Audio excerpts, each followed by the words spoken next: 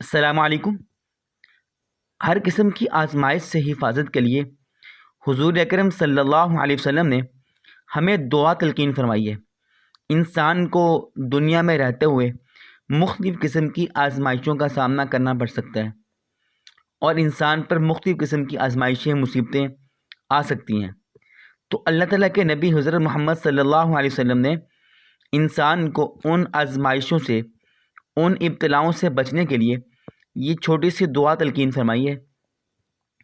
آپ علیہ السلام نے ارشاد فرمایا، اے لوگو پناہ مانگو سخت ابتلا سے اور بدبختی کے پکڑ لینے سے، اور ہر اس قضا سے، ہر اس فیصلے سے جو تمہارے لیے نقصان دہ ہو، اور دشمنوں کے طعن سے۔ اللہم انی اعوذ بک من جہد البلاء ودرک الشقاء وسوء القضاء وشماتت الاعداء۔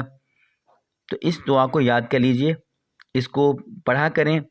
اللہ تعالیٰ انسان کو آزمائشوں سے محفوظ فرمائیں گے، اس پر آزمائش نہیں آئے گی، اور اگر آئی بھی تو اللہ تعالیٰ انسان کے لیے اس کا کوئی نہ کوئی حل ضرور نکال دیں گے۔